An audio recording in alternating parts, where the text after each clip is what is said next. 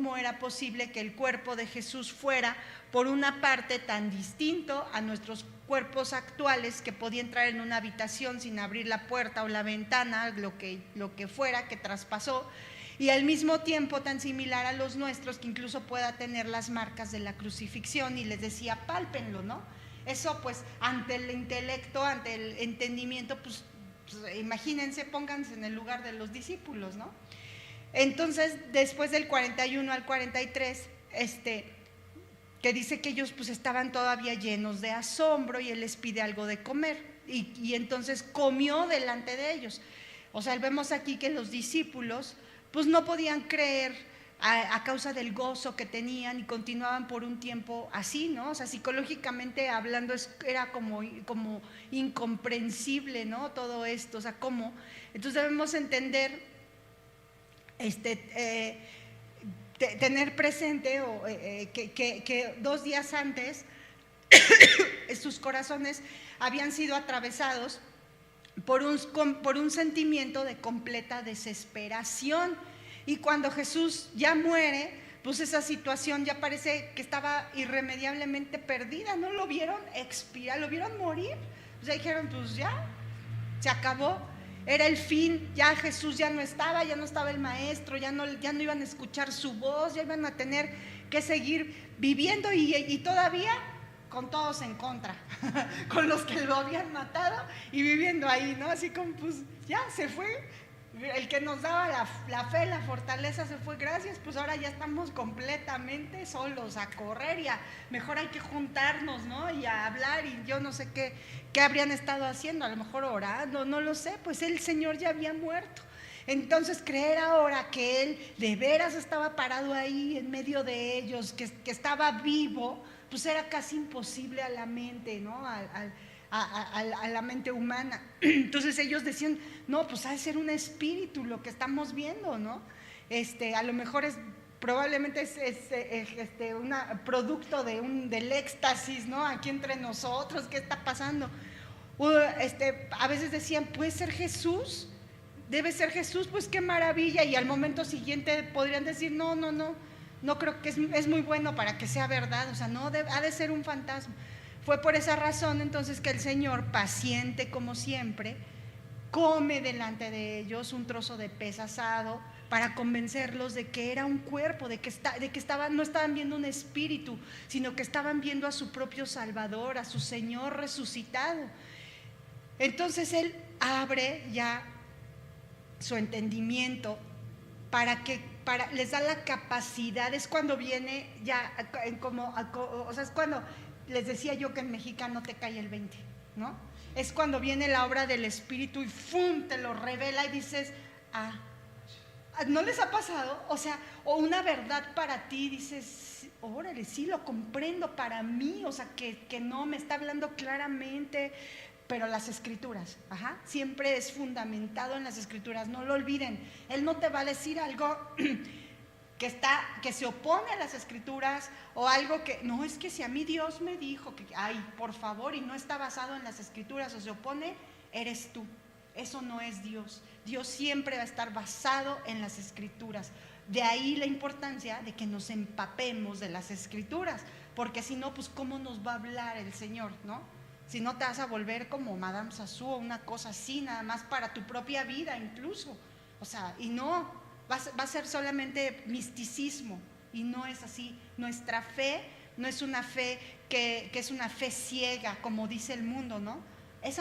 No, nuestra fe es una fe basada en hechos, es una fe basada en verdades.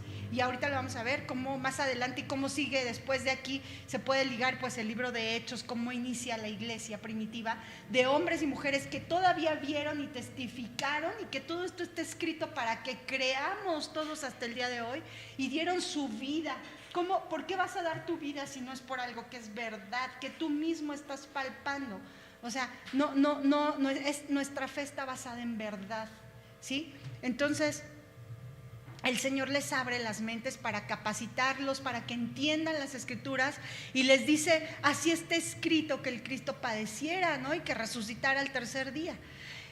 Entonces, y que se predicara pues a todos para el perdón de pecados, para el arrepentimiento, para que se conviertan, para que nazcan de nuevo, para que vivan, para que sean hijos de Dios, ¿no? Y entonces, aquí, ¿qué es lo que podemos ver? Uno, que el Señor Jesús hace ahora con todos ellos, con los que estaba hablando, lo que ya había hecho con los del camino de Maús, que aquí les dice, fíjense cómo les dice, les empieza a hablar de las escrituras, ilumina sus mentes para que en todas las escrituras, puedan ver a Cristo, que puedan recordar de su sufrimiento. Ya lo vimos, por ejemplo, en el Salmo 22, en el Salmo 69, Isaías 53, que ya lo conocemos, de su resurrección, igual Salmo 118, igual Isaías 53. Les hace ver también que Él tenía que sufrir y resucitar al tercer día. ¿Para qué? Para que las buenas nuevas de salvación, por medio de la fe, del perdón de pecados, puedan llegar a proclamarse a todas las naciones en su nombre, es decir, sobre la base de Él, de su autorrevelación, como Dios mismo en medio de nosotros, ¿no? Como el Verbo hecho carne, ¿no?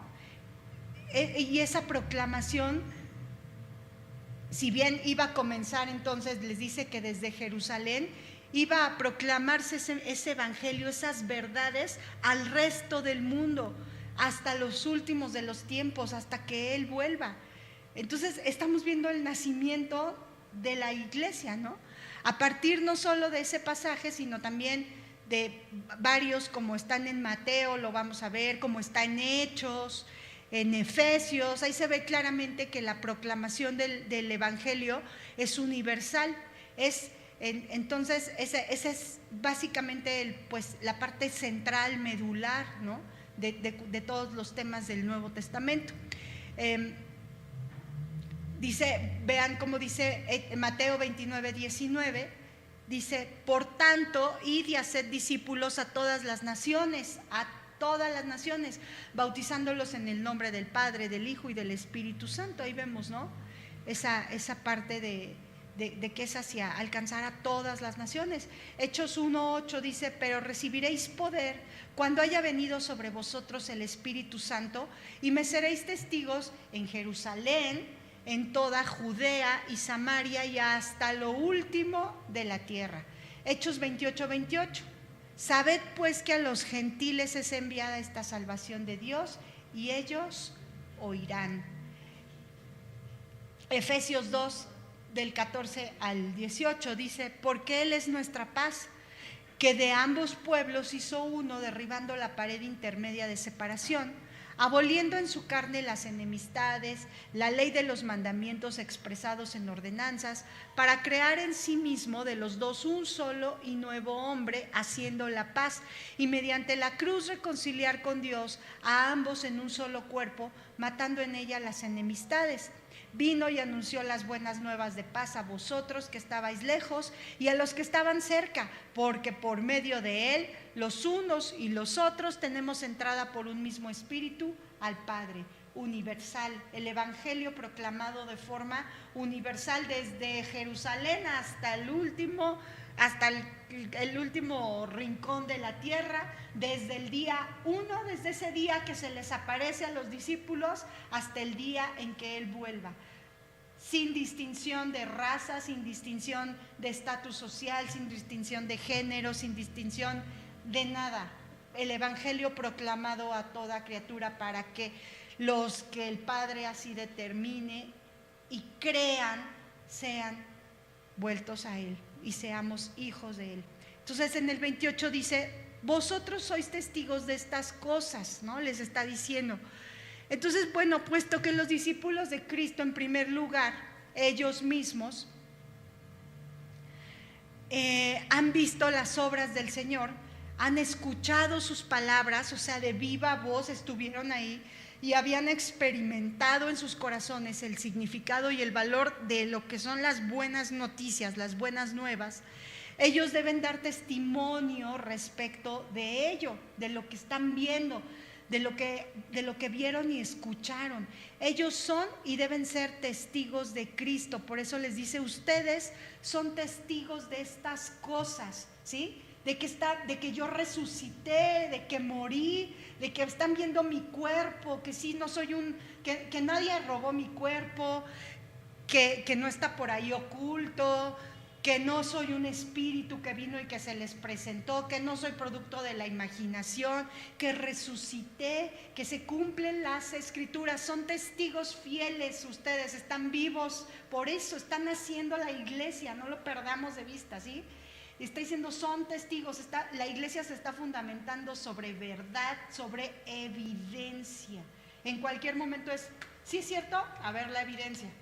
Evidencia, ahí está la evidencia. Ellos están vivos, están diciendo, son testigos. Ahora la hora que sigue dice, además, miren, yo envío a ustedes lo que mi Padre prometió. Permanezcan, o sea, y está a hablar del poder ya, del Espíritu Santo sobre la iglesia. Por eso no nos iba a dejar solos, ¿no? Pero dice, permanezcan aquí para que sean revestidos de poder desde lo alto, ¿no? O sea, ahí va a venir el Espíritu de Dios.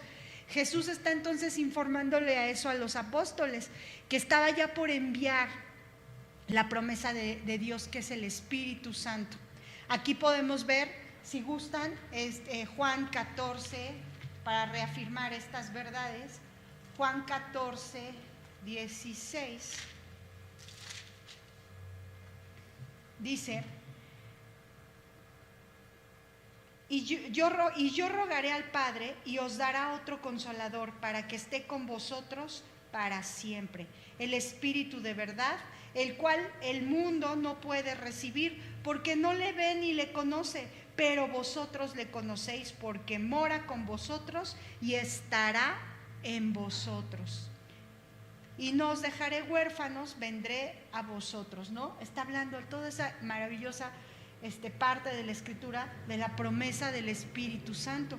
Miren cómo dice también en Juan, bueno, ahí en el 14, 17, ya se los leí, el 26 dice, mas el Consolador, el Espíritu Santo, a quien el Padre enviará en mi nombre, Él os enseñará todas las cosas y os recordará lo que yo os he dicho.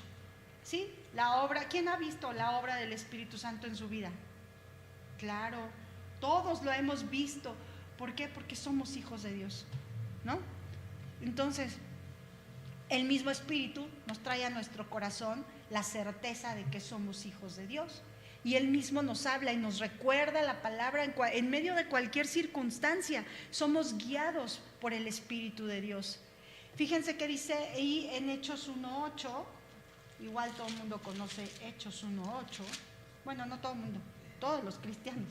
Hechos 1:8 dice, pero recibiréis poder cuando haya venido sobre vosotros el Espíritu Santo, y me seréis testigos en Jerusalén, en toda Judea, en Samaria y hasta lo último de la tierra. Entonces aquel Espíritu los iba a capacitar para ser testigos verdaderos y eficaces. Ellos deben permanecer, les está diciendo, en Jerusalén hasta que reciban al Espíritu Santo, hasta que se cumple esa promesa, en el día de Pentecostés, es decir, el 50º día después de la resurrección de Cristo, el 10º día después de su ascensión. Entonces, aquí vamos a ver en el libro de los Hechos que por medio de las palabras de Jesús les iba a abrir las mentes, y por medio del derramamiento del Espíritu sobre ellos, esos hombres llegaron a ser verdaderamente testigos eficaces. Sin duda lo podemos confirmar con Pedro, ¿no? Ese Pedro no es el mismo Pedro de la muerte del Señor Jesús, de todos esos acontecimientos, al Pedro que ya vemos en Hechos 2, ¿no? Eso ya lo leen en su casa, por favor, de tarea. Entonces, cuando por fin creyeron, pues porque ya no podían hacer otra cosa, ellos ya, Dios nos lleva a creer, ¿no? O sea, vean con qué amor, o sea, en qué momento los empieza ahí a enjuiciar. Él nos conoce perfectamente, ¿no? Y con qué amor Él mismo está diciendo, vean, los lleva, nos empieza a acorralar en cierta forma para que creamos, ¿no? Y así estaba pasando. Entonces volvemos aquí a Juan 20, 21, regresemos, hermanos, ya donde estábamos para terminar hasta Juan 20, 23. En el 21 dice: entonces Jesús les dijo otra vez: paz a vosotros, como me envió el Padre, así también yo los envío. Aquí les está diciendo otra vez, les vuelve a decir paz a vosotros, les repite, ¿no? Esa frase. No es aquí raro que él les repita esta palabra. Después de lo que les está, recuerden que aquí en Lucas dice, les empieza a repetir las escrituras, ¿sí? Les empieza a recordar el hecho, la razón, lo que él iba a padecer, a revelarles las escrituras, y les vuelve a decir paz a vosotros, ¿no? O sea, sí entienden por qué paz a vosotros, no es como si les estuviera diciendo, ahora entienden por qué ya hay paz, por qué les estoy diciendo que es esa paz a ustedes. Les dice, como el Padre, el Señor Jesús es como si dice básicamente lo que ya les había dicho antes, así como vemos esas semejanzas en Juan 17, 18, anótenlo por favor, Juan 17, 18, el Señor les había dicho cuando estaba orando al Padre, le dice el Señor Jesús al Padre, como tú me enviaste al mundo, así yo los he enviado al mundo. Entonces hay una relación, ¿no? Así les está diciendo aquí el Señor en Juan 20, 21. Como el Padre me comisionó, o como el Padre me envió, así también yo los envío. Y si se dan cuenta, en Juan 17, 18 dice, como tú me enviaste al mundo, así yo los he enviado al mundo. ¿Sí? ¿Sí lo comprendemos? Entonces, aquí nada más que hay una diferencia importante. En el primer pasaje, las palabras, o sea, las de Juan 17, el Señor Jesús los está dirigiendo al Padre. Le dice, como tú me enviaste al mundo, así yo los he enviado al mundo. Ahora se dirigen a los propios discípulos. Les dice aquí, como el Padre me envió, así yo los envío a ustedes. Entonces, por medio de ellos, toda la iglesia va a llevar el mensaje de Dios al mundo.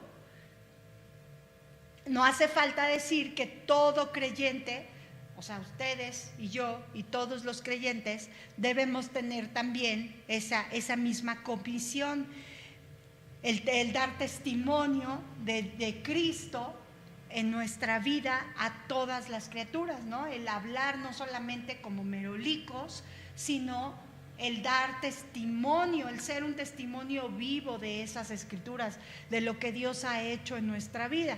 Entonces, que Jesús esté con los 10 en ese momento, porque no estaba Tomás, recuerden, y Judas ya había desertado,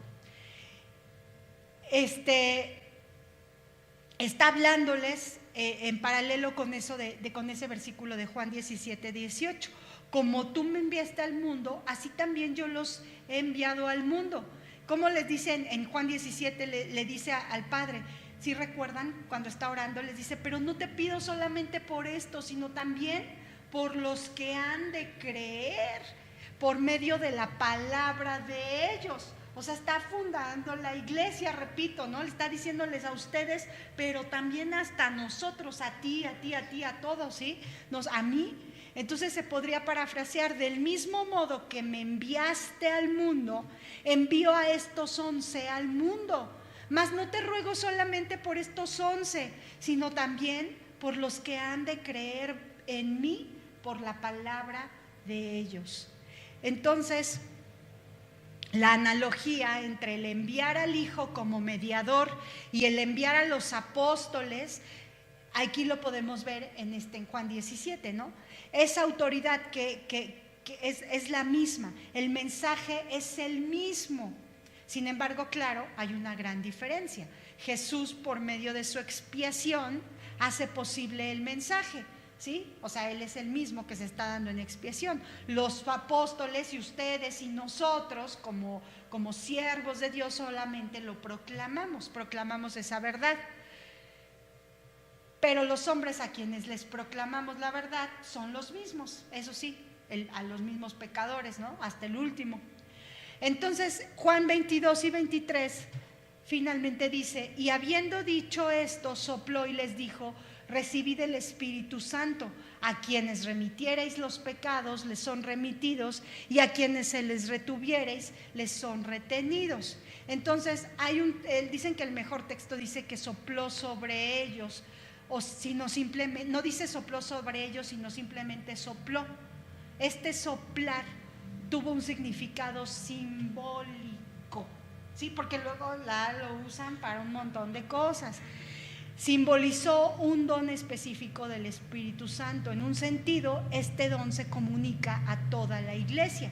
Sin embargo, lo hacen para ejercerlos, ¿cómo se llama? Para que pueda ser como algo, o sea, sí, simbólico hacia toda la iglesia. Este don particular que se indica en este pasaje es el de, ¿qué les dice aquí? Reciban el Espíritu, dice, si perdonan los pecados, a algunos les son perdonados, ¿no? Parafraseado. Dice, y a quienes se los retengan, o sea, los pecados, a algunos les son retenidos. Que los apóstoles no puedan actuar independientemente, o sea, aparte del Espíritu Santo, que habla la palabra, resulta evidente por el hecho de que el don se vincula con el Espíritu. Es decir, esto de reciban el Espíritu Santo, si perdonan los pecados a algunos, les son perdonados. Todo lo que está diciendo, está diciendo que la iglesia, por medio de los oficiales, o sea, de ellos, solo tiene derecho a declarar que los pecados son perdonados o retenidos cuando actúan en armonía con la palabra inspirada del Espíritu. Pero cuando sus acciones están en armonía con la palabra, entonces ese poder es muy real y se aplica a cualquiera cuyos pecados son declarados como perdonados o retenidos. A ver, aquí puede haber confusión, porque yo les digo que yo tenía esa confusión también. O sea, de que, a ver, veamos el contexto, no saquemos de contexto el versículo. Porque ¿por qué de momento? O sea, está diciendo que entonces de ahí sale una iglesia que dice que hay una persona que te dice: tus pecados te son perdonados. ¿Le suena conocido? ¿No? O puede haber algún cristiano igual así, ¿no? Despistado, que diga: no, sí, te perdono los pecados, te perdonamos. O sea, porque Dios nos dio esa facultad. Pero ¿de qué contexto estamos viendo aquí, hermanos? ¿De qué está hablando todo el texto que estamos estudiando? ¿Qué les estaba recordando el Señor Jesús? ¿Qué está fundando la iglesia? ¿Qué les está mandando a proclamar? ¿Qué les acaba de decir? Paz a vosotros. ¿Por qué? Porque ya hay reconciliación, ¿no?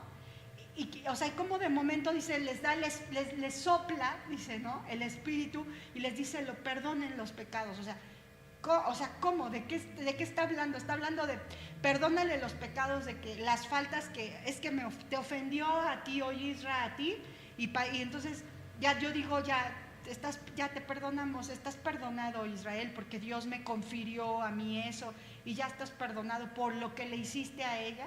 O sea, así me explico, o sea, como en algo concreto aquí. ¿Está hablando de eso? O más bien está hablando, o sea, ¿por qué esa autoridad? No está hablando de ir y proclamar el Evangelio en los versículos anteriores. Y entonces, ¿qué está diciendo? Fíjense, y es que es muy, ahorita les doy varios textos, ¿no? Pero más bien es como esta autoridad implica el derecho, o sea, sí puede ser el derecho de expulsar de la iglesia, de restaurar. Dice que basado en las Escrituras, o sea, al pecador, de restaurar al pecador en su comunión, y basado en las Escrituras, y nos está diciendo que debe ejercerse pues con amor, que tiene el propósito de perfeccionar a los santos en la obra del ministerio para la edificación del cuerpo de Cristo, como lo vemos en Efesios, su meta máxima puede expresarse en que hasta que todos lleguemos a la unidad de la fe, del conocimiento del Hijo de Dios, a la medida del varón perfecto, ¿no? De la estatura de la plenitud de Cristo, que también está en Efesios. En cierto sentido, sí, pero está el Señor Jesús preparando a sus seguidores para que extiendan la iglesia. Está enviando a sus seguidores aquí al mundo, a sus discípulos, así dice, así como el Padre me envió, yo los envío. Jesús había obtenido entonces esa salvación para nosotros, en esa resurrección nos la está asegurando. Hablamos de ello, de esa verdad, del Evangelio, y lo difundimos para que haya paz entre Dios y los hombres, así como ya hubo entre nosotros. Y esa clave de esa misión, ¿para qué es? Para el perdón de pecados, ¿no? Entonces, y con el don del Espíritu Santo, Jesús les da la autoridad y el poder, en cierta forma, del perdón de pecados. Es decir, esa verdad sigue siendo el mismo centro del cristianismo el día de hoy. O sea, por medio de la muerte el Señor Jesús gana el perdón de pecados para todos, para nosotros. Sin embargo, muchos se van a negar a arrepentirse, lo van a rechazar. Entonces ellos van a rechazar el perdón. Otros sí se van a arrepentir, otros van a buscar esa seguridad de que en verdad son perdonados. Fue de esa manera que Jesús le extendió la iglesia, a la iglesia, la autoridad para perdonar los pecados a los pecadores, para que se arrepientan, y de no perdonar a los que no se arrepientan por sus pecados. ¿Sí me explico? O sea, no está diciendo tú como buen juez no vas a decir tú sí, tú no. O sea, está hablando estoy diciendo, el contexto viene de difundir el Evangelio, ¿no? Esas buenas nuevas de salvación, lo que estaban ellos viviendo en ese momento y siendo testigos. Entonces eso, quien crea va a tener el perdón de pecados a través de la difusión del Evangelio, y quien no, entonces sus pecados le van a ser retenidos, no va a tener el perdón de pecados, porque Él vino a dar paz a nosotros, ¿no? A esta autoridad le llama la iglesia, le llaman en algunos ¿cómo se llaman? Estudiosos de la palabra, le llaman el ministerio de las llaves, porque esta acción puede cerrar o abrir el camino a la vida eterna. Funciona porque Jesús llevó a cabo su obra y les dio a los discípulos, esa autoridad. La iglesia la lleva a cabo en el nombre de Jesús, y nosotros creemos y entonces vivimos. ¿Sí? Sí nos queda clara esa parte. Entonces, por eso es que el Señor le dice, habiendo dicho esto, que los comisiona. ¿Qué es habiendo dicho esto? Cuando les dice, paz a vosotros, como me envió el Padre, así yo los envío. Y les acababa de explicar las Escrituras, se las acababa de revelar, había venido esa iluminación, ¿no? Hacia ellos. Y entonces les dice, habiendo dicho esto, sopla y les dice, reciban el Espíritu Santo. A quienes remitan los pecados les son remitidos, y a quienes se los retengan les son retenidos. ¿Para qué les sopla el Espíritu? Viene el poder para hablar, entonces, para creer, para ser testigos, porque para eso nos llama, para ser testigos de Él, de esas verdades. Y entonces sí, por eso los que crean van a tener sus pecados perdonados a través de Él, a través del Evangelio. Y los que no crean, entonces los pecados les serán retenidos y no tendrán esa paz con Dios. ¿Sí? Bueno, hermanos.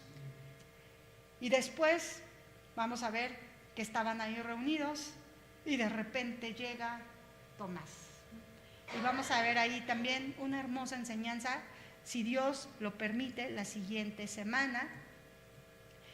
Y ya nos estamos acercando entonces al fin de este hermoso evangelio. Que el Dios Todopoderoso nos siga hablándonos a través de todas las verdades de la obra de su Espíritu Santo en nosotros, y que nosotros abramos las orejas para poder, con entendimiento, y poder escuchar y vivir en consecuencia allá afuera, que es lo más difícil en el día a día, en nuestras casas, con nuestros seres queridos, en el trabajo, en la escuela, en todos los lugares donde nos movamos, y aquí mismo en la iglesia, siendo testigos de Él, ¿sí? Dios les bendiga, hermanos.